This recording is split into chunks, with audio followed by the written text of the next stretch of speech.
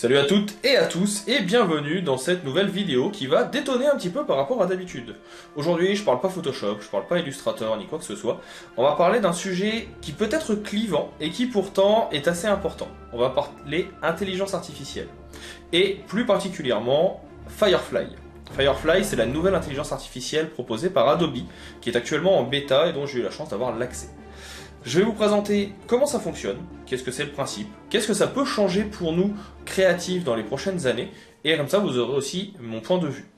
J'alternerai cette vidéo en deux parties. Une partie où je ferai d'abord une partie face cam, où j'expliquerai mon point de vue, qu'est-ce que je vois à l'avenir et comment ça va fonctionner, et ensuite je vous présente rapidement la version bêta des deux petites possibilités qui sont proposées pour l'instant sur Firefly. Si cette vidéo vous a plu, ou si vous voulez débattre de votre avis sur l'intelligence artificielle, les commentaires sont juste en dessous. Ça sera avec plaisir qu'on pourra en discuter.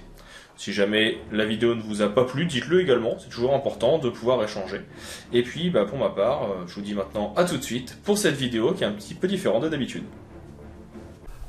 Avant d'attaquer la présentation donc de la bêta de Firefly, la nouvelle IA de Adobe, je pense qu'il était important de vous refaire une petite explication de qu'est-ce que sont ces IA dont on entend parler un petit peu en ce moment.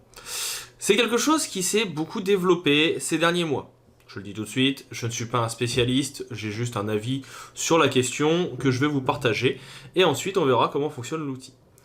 Le principe des IA, donc des intelligences artificielles, même si le terme n'est pas exactement celui-ci, parce qu'on est encore loin de l'ordinateur qui réfléchit par lui-même, on est plutôt sur des algorithmes très poussés qui peuvent aller récupérer des informations sur Internet. C'est un peu la version plus de ce que l'on appelle le machine learning. C'est beaucoup développé avec des outils comme Midjourney, Stable Diffusion ou encore ChatGPT, dont vous avez peut-être entendu parler, qui sont des outils qui fonctionnent à partir de textes et qui vont permettre pour Midjourney et Stable Diffusion de venir créer des images à partir de ces textes, que l'on appelle des prompts. Et à côté, vous allez avoir ChatGPT qui va être un agent conversationnel. Vous allez pouvoir lui poser des questions, lui poser des problématiques, et il va aller chercher les réponses et les synthétiser sur Internet. Ça, c'est le principe de base.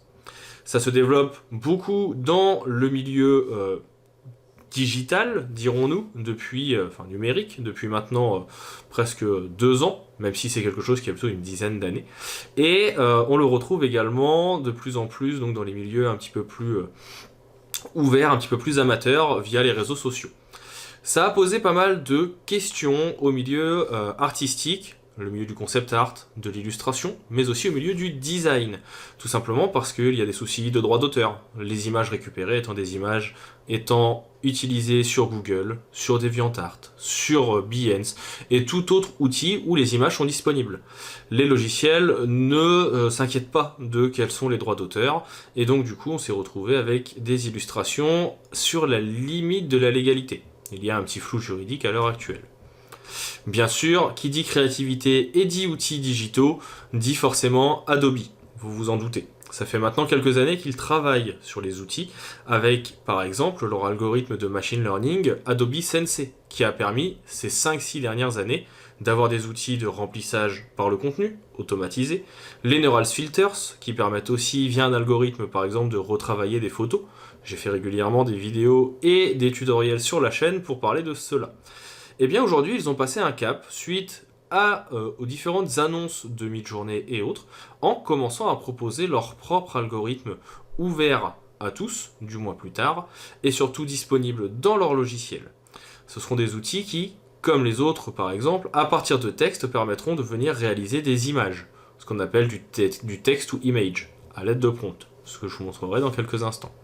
Ils ont aussi créer et développer, et ce que je trouve très intéressant, et c'est ce que je voulais vous montrer aussi, un outil qui, en écrivant un texte, donc par exemple bonjour, coucou, Firefly ou ce que vous voulez, et les caractéristiques de ce texte, eh bien va venir le texturer. Vous allez voir, c'est assez bluffant, je vous montrerai ça dans quelques minutes.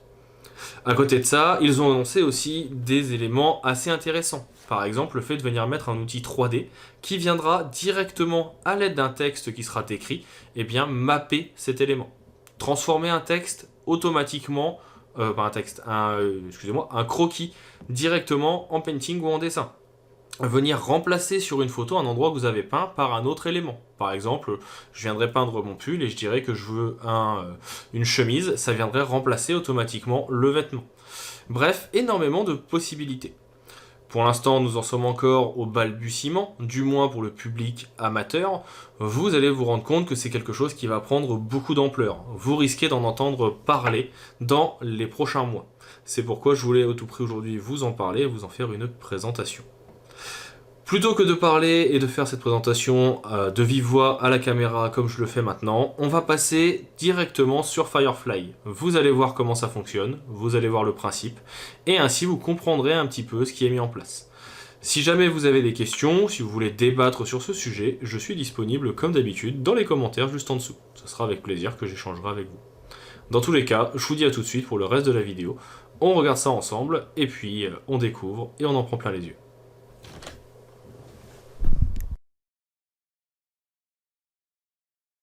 Passons donc à la partie découverte de Firefly, cette fameuse IA de Adobe.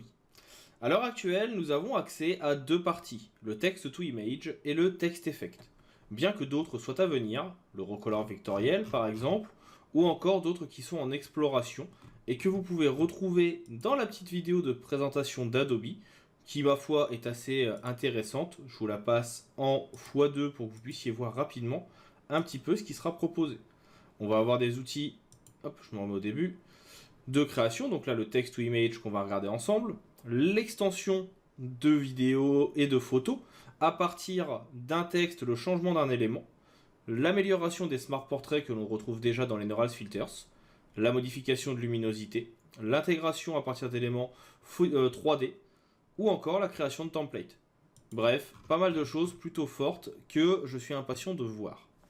La première chose qu'on a ici, qui est assez parlant, parce que c'est ce que l'on retrouve sur Stable Diffusion, sur DALL-E, ou encore sur Midjourney, c'est la possibilité de faire du text to image. Le principe est simple, pour l'instant c'est seulement en anglais, mais vous venez écrire votre prompt, c'est comme ça qu'on l'appelle, c'est-à-dire votre description que vous souhaitez générer, et le logiciel vous donnera alors la possibilité de retrouver une génération automatique. On va rester simple ici, on va partir sur un chat avec du feu et on va dire également un effet de bokeh. Le bokeh c'est un fond qu'on a qui peut être avec des effets de flou et puis aussi une feuille. On va voir ce que ça donne. On est sur un style qui est pour l'instant art, donc on laisse à notre logiciel le temps de charger. Et on voit donc qu'il nous propose tout d'abord ici quelque chose lié à de l'art. C'est pas forcément un style qui m'intéresse. Par contre, il peut être intéressant de venir réajouter ici du réalisme, donc réalistique. Et on relance pour voir ce que ça va donner. Ça, c'est le principe du text to image. Il faut faire plusieurs itérations jusqu'à avoir quelque chose qui nous intéresse. Je me rends compte que le côté art est un peu trop dessiné pour moi et que j'aimerais avoir quelque chose qui est plutôt lié au digital painting. Vous avez sur le côté de nombreuses options qui vous permettent de venir générer des choses supplémentaires. Vous avez un style, enfin plutôt un content type. Est-ce que c'est une photo? Est-ce que c'est un graphique? Est-ce que c'est autre chose?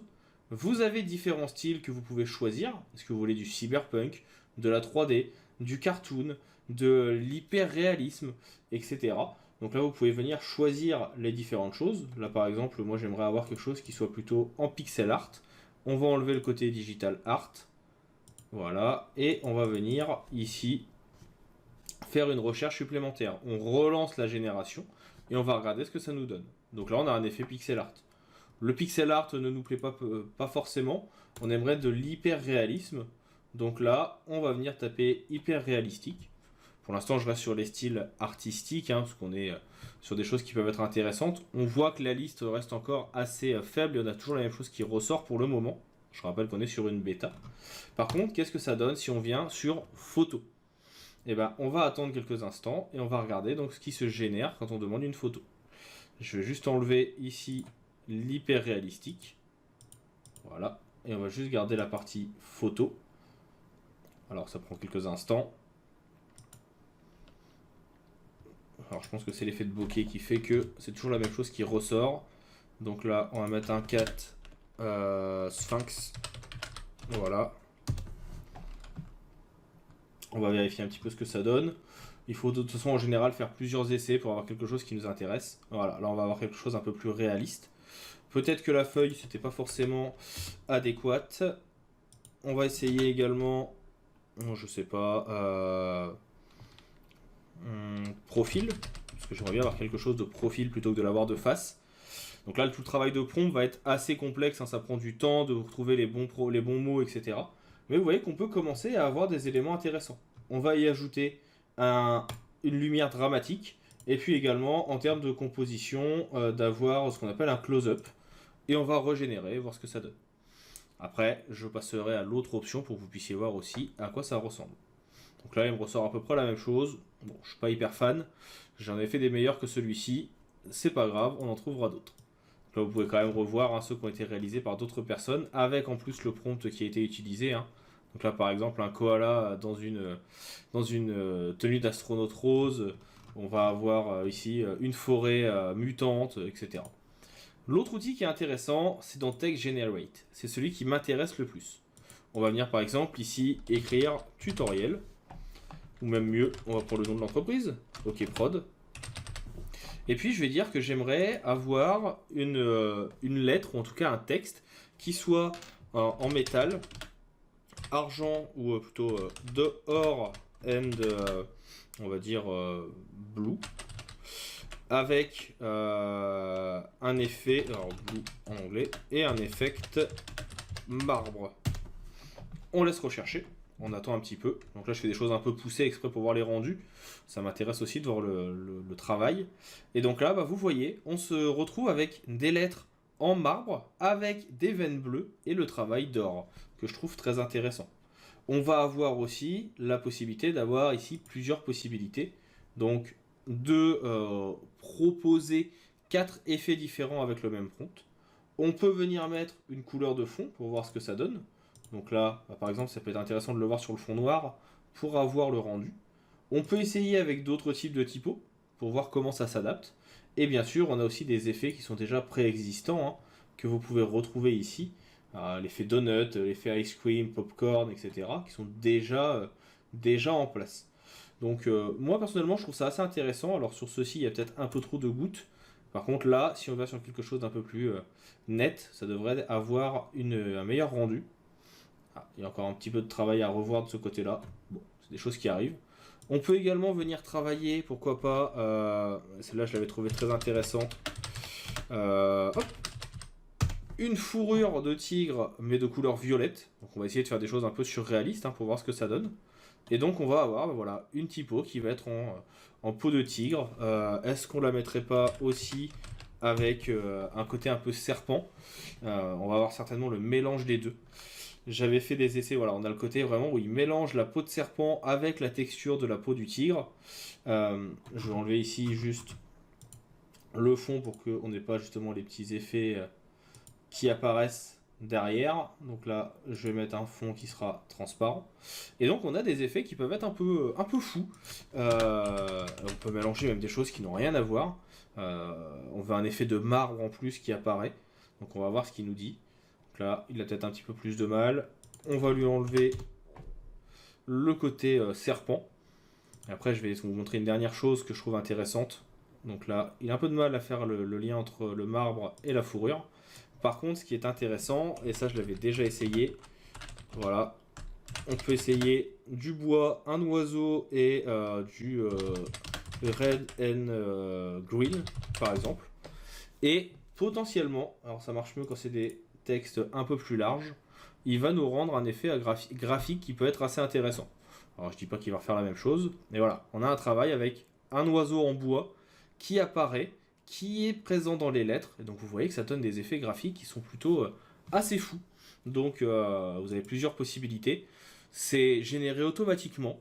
Donc moi personnellement je pense qu'en termes d'outils c'est quelque chose qui pourrait être utilisable assez facilement plus tard quand ça sera un peu plus poussé. Pour l'instant on est vraiment sur les prémices, en tout cas pour cet outil là, mais j'en suis assez content. Donc voilà pour mon retour sur les IA. N'hésitez pas à me faire un retour en commentaire. Donnez-moi votre avis, donnez-moi votre point de vue. Est-ce que vous avez pu essayer Firefly ou non? Qu'est-ce que vous en avez pensé? Et puis pour ma part, eh bien, maintenant je vais vous dire à bientôt pour d'autres astuces sur les outils du Creative Cloud, mais aussi d'autres outils de design.